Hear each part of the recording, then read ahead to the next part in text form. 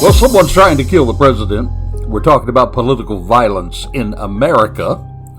And we're going to be discussing some things today that are pretty important and lots of things to cover. So thank you for grabbing a seat on the Charlie Crime Train today.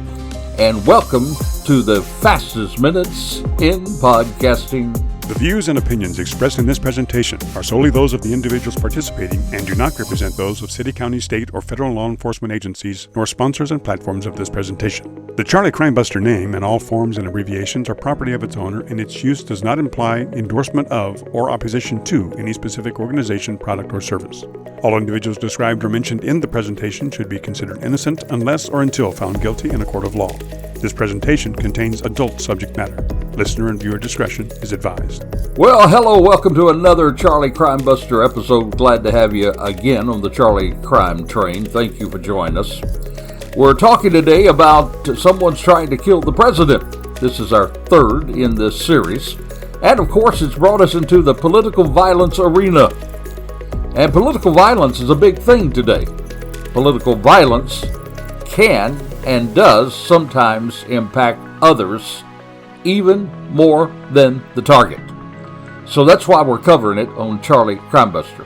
We're going to get into it in a moment, but first let me ask you, if you are a first-time listener, we would love to hear from you. You can reach me, charliecrimebuster@gmail.com, charliecrimebuster@gmail.com. We also would like to encourage you to reach over to our sponsor, peacemakernetwork.com. There you can support the brave men and women who run toward danger instead of away from danger.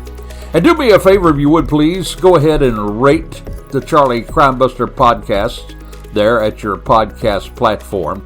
Hit that like button, give us 5 stars, and help us get the program out to more people.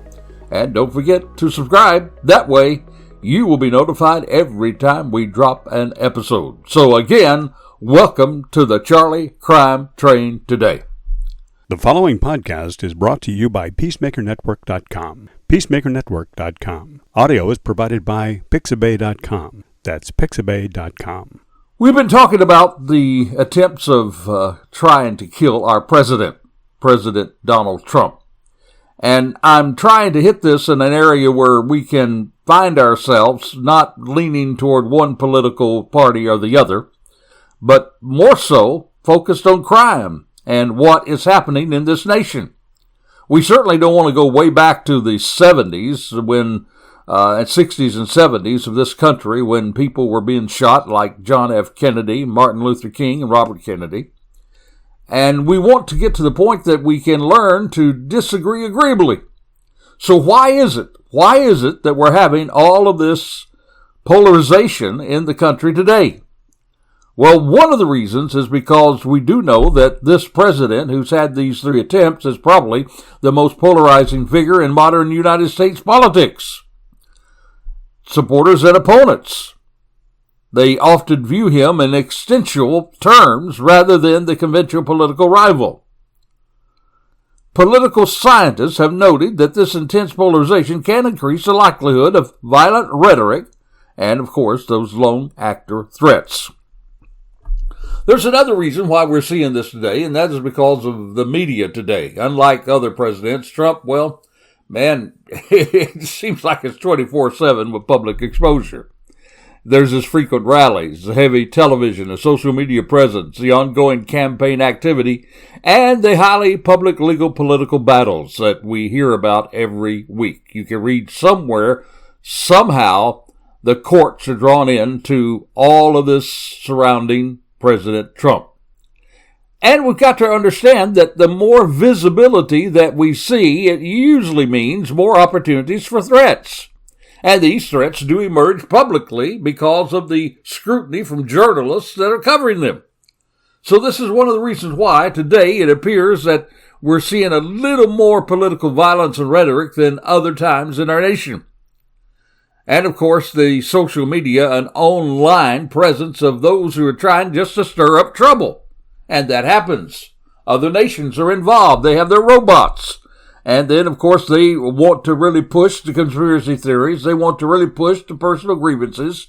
They want to really push this extremist narrative role that we're seeing in the country. And, of course, that in turn will impact and produce copycat behavior. Somebody sees somebody try to kill the president and doesn't succeed. Somebody else says, I think I can succeed. And these threats that at one time were private are now frequently appearing online. We were going to talk to you today about a threat that came over the weekend in another country. And all this makes them much more visible and more likely to be documented publicly. So there is, of course, also on top of that, there's improved public reporting today and transparency. We see more, know more, and hear more than we've ever heard at all in our country. So there's a lot of reasons that this is happening today. And we need to recognize the fact that out of all of this is going to stem political violence. What can we do about it? We'll be talking about that. We'll be telling you some things that we can do, and we're also going to talk about something else. There's something simmering overseas right now in another country that we better keep an eye on, because it could literally impact the United States of America. We're going to tell you about that in just a moment. But right now, we try to lighten the load in all of our podcasts by sharing with you what we call a Crazy Crook story. So right now, we're going to take just a break from the political violence that we're talking about, and we're going to talk to you about what we call Charlie Crimebuster's Crazy Crook of the Week. Well, our Crazy Crook story today is another Florida man, of course, another Florida man. And we've all heard some wild road rage stories, and this is for you road rage-aholics out there. This one just might take the cake. This gentleman has been arrested for a road rage incident where, allegedly, he shot at an SUV several times. That's what CBS 12 tells us. And the victims, listen to this, the victims of the family was a family of 4, including a child. It happened just a few days ago, on April the 29th, a 911 caller reported a car-to-car shooting at the intersection of Wiggins Road and Highway 92. This is coming to us from the Hillsborough County Sheriff's Office. They talked about a guy that was chasing and shooting at this SUV. That chase actually continued westbound Highway 92, turned north on Park Road, and even into Interstate 4 East, with shots fired all along the way. The victims then exited I-4 into County Line Road, and again, the pursuer is continued east on I-4. Now, deputies they did locate the victims, and guess what? When they were there, they found multiple bullet holes in the car, and listen to this is really frightening. One of those bullet holes went through the back seat with a child booster seat in it. Did you get that? The back seat, child booster seat in it. Now, hours after that, deputies did identify the perpetrator. His name is Nicholas Tutherell, who was located and then arrested quickly. When they interviewed Nicholas, he allegedly admitted to shooting at the victim several times, said he wanted to kill the driver. Now, this is the statement that is made. Post Miranda, the defendant stated the victims cut him off, brake checked him twice. He admitted that he intended to kill the driver, and he admitted, get this, to not having any remorse. Now, for you folks out there who get involved in road rage, let me tell you, brake checking is a guaranteed way to annoy everyone else on the road. But also, being brake checked by another driver isn't a reason to attempt to take their life. Now, this idiot, this crazy crook, he faces charges of attempted murder, shooting into an occupied vehicle, and discharging a firearm from a vehicle. On top of that, he's also charged with armed possession of a controlled substance, surprise, surprise, surprise, and also, even more surprise, he was driving with a suspended license. So, not all of our crazy crook stories are funny ones. Some of them are lessons to learn. And that is that it can be dangerous to get involved in a road rage incident. You never know when someone has a gun and they're going to use it. So let me urge you, please think twice before you engage in road rage. And that, my friend, is Charlie Crimebuster's Crazy Crook of the Week. Now, in the past, we've also shared something with you that we haven't been sharing in a long time, but I think in this day, when we're talking about political violence and what's happening in the nation today, we cannot get enough of these stories. that's coming around to us, because thankfully we're seeing more and more information, and there are some really good things happening out there. This has to do with a group of teenagers. Now, a lot of teenagers, are actually cast in an evil way by many people. We hear about these teen mobs going around and this sort of thing, but we don't hear enough about those good teenagers out there, those teenagers that are going to make outstanding citizens, those teenagers that we can all be proud of. And these are teenagers, well, get this, they notice a man struggling to change his tire. Now, get this, authorities are telling us now that their involvement in that actually saved his life. In fact, the man's son said God didn't send angels with wings, but he sent those boys. These teenagers, Logan, Cody, and Brody, well, they were at McDonald's when they noticed that there was a guy by the name of Fernandez Delgado who was struggling outside. He was out there changing a tire. When they offered to help, they realized something was seriously wrong with him, and then they called 911. And as it turned out, well, Fernandez, he had experienced a heart attack. And these three Florida teenagers right now are being held as heroes. They were there at McDonald's, and Logan 16, Cody 16, and Brody 17, and they saw that he was struggling. They came outside to help. And then when they interacted with him, they did see that something was really, really wrong. Fernandez looked unwell. They suspected he might be experiencing a heat stroke. It gets hot here in Florida, as you all know, and it was a hot day with temperatures reaching nearly 90 degrees. Those guys then made a decision to call 911. And yet, listen to this, the sheriff's office say they stayed calm. They followed the instructions from the dispatcher to keep Fernandez safe and comfortable. At the time, Fernandez, he was too ill to speak on the phone. He was feeling weak, having difficulty breathing, and chest pains. Now, there's body camera footage that was captured by the deputy at the scene, and it showed those three teens standing near Fernandez and his car as they waited for police and paramedics to arrive. Emergency personnel came. They transferred him to a local hospital for treatment, and they learned that he had had a heart attack. And the first responders all are saying those students' quick action likely saved his life. And by the way, Fernandez, thankfully, he's doing well. He's continuing now to recover at home. And again, this is what the boys, what Fernandez's son said. He said that he was praying. His father was praying. He couldn't talk, but he was praying and realized he had nobody to call to help him. And this young son says God didn't send angels with wings, but he sent those boys. There's a good story, my friend, to brighten your day on this wonderful, wonderful day when we're celebrating now these teenagers who saved somebody's life. These were people who are willing to get involved, willing to do something positive, and that's what we're going to have to do in this country if we turn around the political violence that's taking place on our streets. It's those that need to get involved, those that need to stand up, those that need to say, enough of this, let's talk about the issues, let's debate the issues one-on-one, let's use our words, let's not use violence. And yet it's happening. By the way, did you know there's something else that's happening? There's some news now. There's some news now about Charlie Kirk and the trial that's coming with the crime where he, too, was killed with political violence. Goes right along with political violence, what we're talking about today. The news that it's breaking that came this past week is now we know that the judge is going to allow cameras in the courtroom at the Charlie Kirk trial. And I think that's an excellent decision by the judge.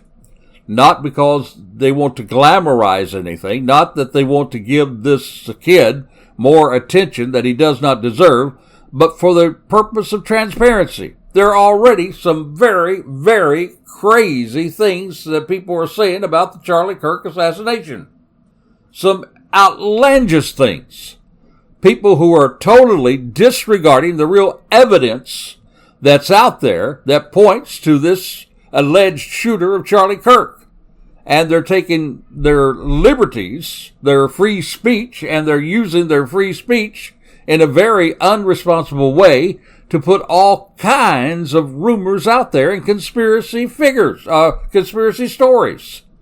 It's no wonder that we have political violence when so much misinformation and fake news is being spread online today. So there is news today that they're going to be able to broadcast with cameras in the courtroom. That's important because America needs to see the real evidence. The evidence that will be used, I believe, to take this man to justice for shooting in cold blood Charlie Kirk. And that needs to be shown to the nation so that hopefully we can put to rest some of these outlandish stories that are being told out there about the Charlie Kirk's assassination. Speaking of some outlandish things, I got to tell you about a poll that was released this week. I just, when I think I've heard it all, something comes along and it tops what I think I've already heard. Do you know, my friend, according to a recent poll, 1 in 4 Americans think that the April shooting at the White House Correspondents' Dinner was staged. That's according to a survey that was published this past Monday, a week ago. Roughly 1 in 3 Democratic respondents say they believe the event was staged. That's compared to 1 in 8 Republicans, according to a survey published Monday by NewsGuard, a company that rates reliability of online news outlets. Now get this, respondents between the ages of 18 and 29 were also more likely than older people to think that the incident was staged. That's according to the report. Did you get that? Ages 18 to 29 more likely than older people to think that the incident was staged. What does that say about the trust of America's younger people in the things that they're hearing and reading? Now, last week, a federal grand jury, D.C., actually indicted the alleged gunman. They did charge Cole Thomas Allen with 4 felonies. Those 4 felonies included attempted assassination of President Donald Trump. And soon after that incident, that brought his arrest at the Washington Hilton.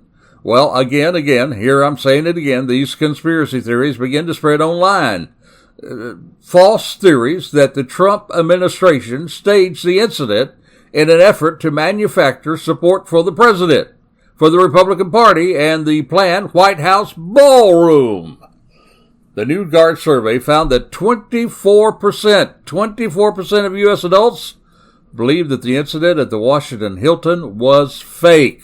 That's compared to 45% that thought that it was legitimate. Now, additional 32%, they said they were unsure. Did you hear that? Only 45% of people really believe that really took place. That is incredible. Sophia Robinson, an editor there at NewsGuard, said it's very striking. And, of course, we do know that this does underscore broader skepticism that Americans feel about the government and the press. And, again, this is one of the reasons why people from everywhere can come and spew any kind of political stuff out of their mouth at all, and people will believe it. They can get up and say that this man is a pedophile, or this man does this, or this man is evil, and they can then, of course, that motivates these nut jobs out there to take it into their own hands and to then spew political violence. Now, of course, the White House rejected the conspiracy theories. Anyone who thinks President Trump staged his own assassination attempts is I agree with this one. This is what Davis Ingalls said. I was looking at my research. I like this quote. I said I got to share this quote with you. Davis Ingalls said this: anyone who thinks that President Trump staged his own assassination attempt is a complete moron. Boy, that's certainly the truth. That's certainly the truth. It just seems incredible, Hollywood, to imagine that this is staged, right? And this was after 2 other assassination attempts on Trump in 2024. Of course, we told you about those, the rally in Butler, and then the second one at the Trump International Golf Club there in West Palm Beach, Florida. Now, please understand this. There is absolutely no evidence has ever surfaced to support the conspiracy theories claiming that any of the 3 gun-related attempts at President Trump was staged. But yet, there are Americans that still think that it was. Now, we told you about the White House correspondent. The Butler assassination, 24% of people think that they believe it was staged. And 42% of the Democratic respondents say they thought the shooting was staged. Now, can you imagine that? This guy on a rooftop shoots a weapon. It glazed Trump's ear, hit his ear, just glazed through it, killed someone, and killed and seriously wounded other people. And people think that that was all staged? How could you stage it? How could you possibly get a young kid to get up on a rooftop, take a shot, and was so good that he did not want to kill the president, just wanted to fake the attempt, glazed his ear, and then took out other people? That's just ridiculous. It's ridiculous to think that, and yet that is some of the thinking that's out there today. It's no wonder we're having political violence in this country today when people are just using all kinds of ways, unimaginative ways, to spew these conspiracy theories. And I will have to say that part of the reason why we're having political violence today is because of these outlandish theories. That's why at Charlie Crimebuster, we are going to follow the evidence. And the evidence, without a shadow of a doubt, says that these attempts at assassinating the President of the United States, they were not staged. They were not fake. It really happened. There is real political violence in this country. Well, I want to tell you about something else that's very important for us to think about, and that's something that's happening not in America, but something that's happening across the pond. Yep, across that big pond. You know that big ocean out there? It's something that's happening in the UK, and it does have something to do, and it ties right here to the United States, something to do with political violence. So we're going to tell you about that in just a moment. But first, let me again ask you, if you're listening to the podcast, please hit that like button. Also, if you haven't subscribed, make sure that you subscribe. And if you haven't checked out our sponsor, go on over to peacemakernetwork.com. That's peacemakernetwork.com. There you can read about the brave men and women who run toward danger instead of away from danger. We're talking about the first responders, law enforcement, and the military. Those people do not get enough support. They do not get enough of praise for what they do when they put their life on the line all the time to protect you and I. While we've been talking about political violence here in America, there's something else that's happening, and this past weekend it was really, really magnified. There was a rally. Thousands of people, tens of thousands of demonstrators actually descended on central London on Saturday for a rally organized by a guy by the name of Tommy Robinson. And supporters were framed the event as a protest against the erosion of British identity. Now, the police estimated there were over 60,000 people. There's been all kinds of estimates. I did see this rally online streaming, and boy, there was a ton of people there. Some people have predicted as much as 150,000, and some people have predicted as low as 60,000, as that's what the police said. Of course, both sides want to probably push those figures, but I can tell you there were tens of thousands of people there as well. They also had another rally last September. Now, Robinson, he's founder of a nationalist English Defense League, and he is very, very influential. The crowds there were carrying St. George's Cross and Union flags. They marched through central London, and they were all chanting that they wanted the particular Prime Minister Starmer out of, and then they said, Christ is King. And there were even some red, get this, hats now. You're gonna love this. Talking about the echoing what's happening in America. They were some that wore red Make England Great Again hats. And of course, that's echoing President Trump's Make America Great Again movement. Now, many people talked about a range of reasons why they attended this rally. But mostly they were describing that they were being ignored by the government, and they were alarmed by the direction of the country. Sound familiar? Same thing happening on the right here. And this was really highly, I would say, pro-Christian. I heard the speeches. It was even people sharing the plan of salvation with people. And this was just a group of people who wanted to see their nation go into a different direction. And I got to tell you that when we look at both of these sides, in America and in Britain there, the real issue seems to be immigration. And of course, there are those on one side that says that there should be no immigration at all. And there are people on the other side of the far extreme says that the borders ought to be open all over. But I want to tell you what I believe. I believe the middle. I believe most Americans in this country of the United States of America, they believe in immigration, but they believe in what is called legal immigration. They believe that people ought to follow the law and immigrate here the way that it was set up when our forefathers came to this country after laws were established, that there is a way to immigrate.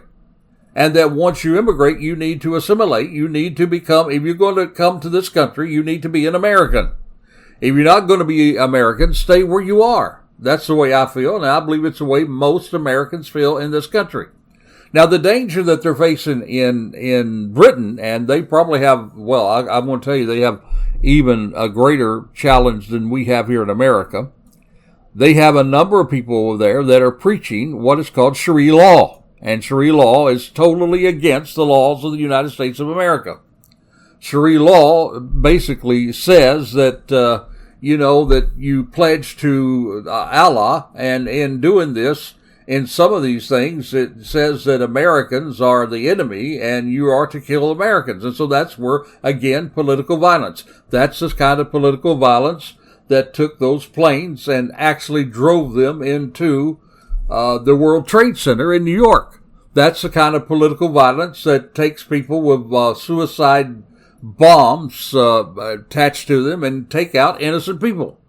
That's the kind of political violence that we do not want to see happen here in America. And I will say that in Britain, they have a much more problem with Sharia law than we have here in America. But people are taking a stand in Britain just as they took a stand in America. And here's where we should be. America is a place where people are free to discuss their beliefs. And it ought to be that way. But it doesn't mean if you disagree with me that I should kill you. It doesn't mean if I disagree with you that I should shoot you.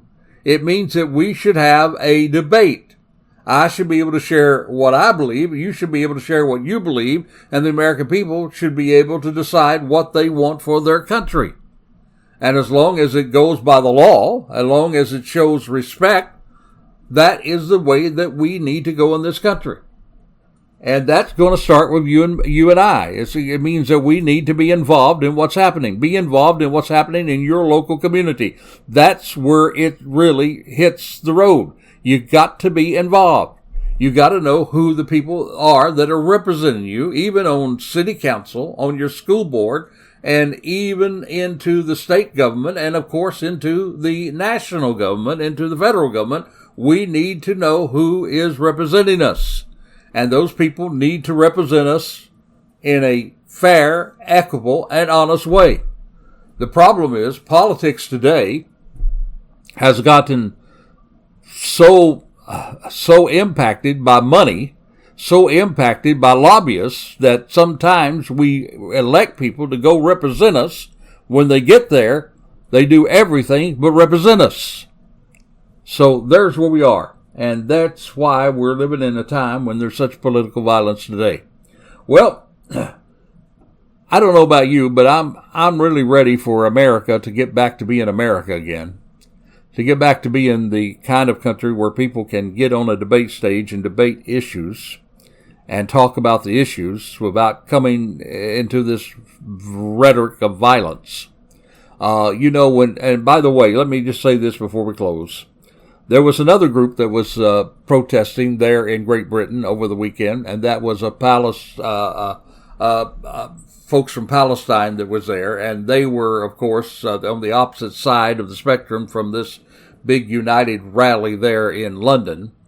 And inside those, there were chants. Now get this, the leader of this other movement that was kind of copying Donald Trump and making Britain great again, this Tommy guy, they were actually chanting, "Kill Tommy like Charlie Kirk.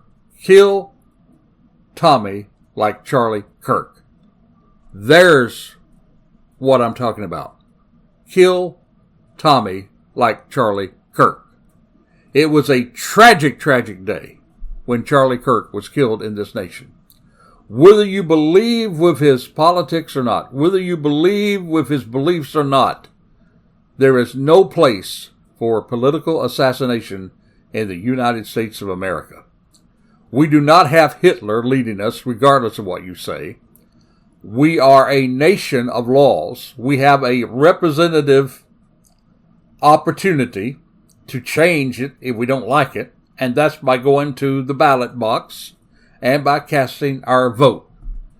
Let's get to the point that we're not trying to solve our problems with violence, but we begin to solve our problems with words, respect. That's where we need to be.